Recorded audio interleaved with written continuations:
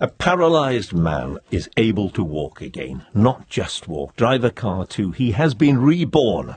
Those are his words. His spine had been completely severed when he was stabbed 4 years ago, and in a revolutionary procedure, it has been effectively repaired. The research was led by Professor Geoffrey Raisman at the Institute of Neurology at University College London. And he is with me, and so is David Nichols, who founded the charity that made the whole thing possible after his own son was paralysed in an accident. Gentlemen, congratulations to you both. Thank you. Thank you. I mean, this is, this is an extraordinary achievement, isn't it? It is indeed, yeah. But it's down to Jeff. I mean, all we've done is provided the funds. But you provided the funds because of your son. Yeah, Dan broke his neck the last day of the year in 2003, and we set up a charity shortly after that, probably 18 months after that. And there is a slight misconception that we set it up because of Dan, and obviously I promised Dan that one day we were going to get him walking again, so that was the vision. But we actually set the charity up because there was an 18-year-old boy in Australia that had broken his neck, whose parents abandoned him. They came to see him, but they never came back. And that was just, that's not in the rules. You don't do that to your own children. So I found that deeply traumatic, and that was a catalyst to set it up. Right, and you helped the research that you, Professor Raisman, carried out.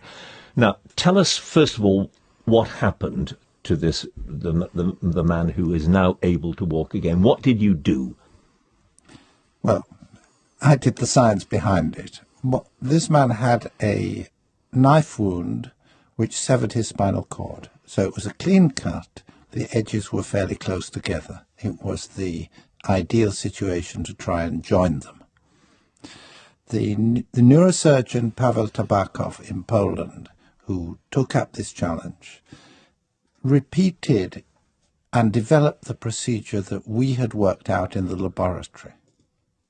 And that was what exactly? As I understand it, you took cells from his nose and then used those cells to regrow the tissue, or whatever the right expression is, that was able to rejoin the spine. The thought behind it was that since the nerve fibers in the nose are the only ones that grow throughout life and can regenerate after injury, they must have something which enables them to do it. That was what is called olfactory ensheathing cells. I described them in 1985.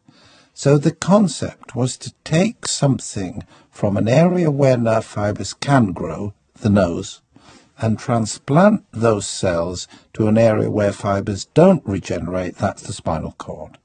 Now, you say that this particular injury was the ideal injury to treat. Does that mean, though, that only this sort of injury can be repaired in future, or is there hope that all sorts of spinal injuries can be repaired? This opens the door, which I had always been knocking at, to see that our nervous system has the ability to repair itself. And that's what happened in Derek. What you have to do is to relay the pathways so it can carry out its own repair.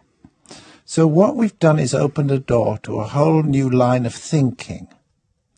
To go through that door is still an enormous task. So you're not able to say this morning, we have cracked it. The people, everybody out there who's paralysed because of a spinal cord injury can be healed. You're not saying that at this stage. Let's put it this way. I think that. But whether I'm right or wrong has to be proved, and will be proved first in the first stage by us. We have to repeat this. But I think this is the beginning of the repair of spinal cord injury and other injuries, certain types of stroke, other damage. So there are countless thousands of people this morning out there in wheelchairs or worse, completely paralysed from the neck down, who might in future be able to walk again as a result of this work. I'm absolutely frightened by it. I think we have the responsibility to see whether what we've done is going to help those people. We cannot stop here. And when you hear that, David Nichols, and when your son hears that, I wonder what it does to you. Well, it's the start of a dream. You know, when Dan. I mean, first of all, when you're a parent or you're involved with anybody that suffers a spinal cord injury, it is utterly devastating. Utterly devastating. I mean, it changes not only theirs, but the ripple effect of the family is just enormous. If I went back 10 years ago and this news was then available, I'd be euphoric. But we've gone through darkness for 10 years, being told almost by everybody that this is incurable. You're wasting your time, you're wasting your money, you know, fund things. But we didn't. We pushed on, and I'm pleased we did, because it offers unbelievable hope, and that's all it is. It's hope at this point. But you know, we started off with nothing, and look what we've got now. So. And have either of you talked to Derek, the young man who can now walk again? Professor Raisman, I think you've spoken to him, haven't you? Before the operation, which is two big operations, he said to me, "Why do you want to do this?" And I said, "Because the laboratory work shows that it might work."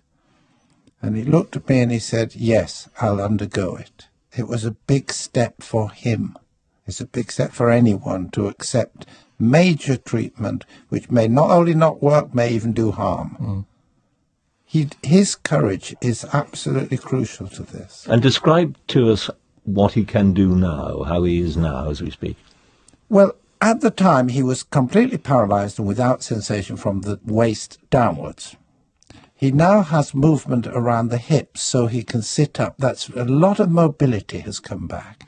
And he's got some movement in his legs, down to the knee and slightly below, and he's got sensation in his legs. As a result, he can walk with a walker. He's not doing a marathon. He can walk with a walker. He can drive a car. His life, which was nothing, has resumed. He goes out hunting with his friends in the forest. His family life has resumed. He's transformed as a person. It's not a lot of recovery, but for a person who has nothing, it's tremendous. And you said that it might help people with strokes as well. How? Because the principle is one that, in the beginning, was the idea. The idea was that the nervous system is in continual change. I called it plasticity. Including in that idea was the idea that the nervous system can repair itself. Now we have shown that we can do it, not only in rats, but in one man. There's no reason to restrict this to spinal cord. We've opened the door to a future which is terrifyingly large. And as you say, you've been doing it for a very, you said 85 was when you first came up with this notion. I came up with the notion quite a bit earlier than that. Earlier than that? It was 85 that I found, I described these cells and how they were working, just looking at what they do. So when did you get the idea that this whole thing might be possible? In 1972, I wrote an article, What Hope for Repair of the Brain. Really? So it's taken 40 years to get from there to here?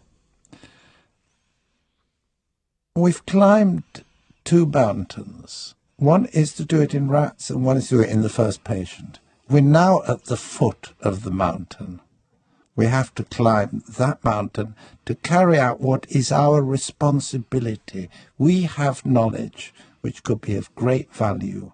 We can't stop now. Professor Raisman, David Nichols, thank you both very much indeed.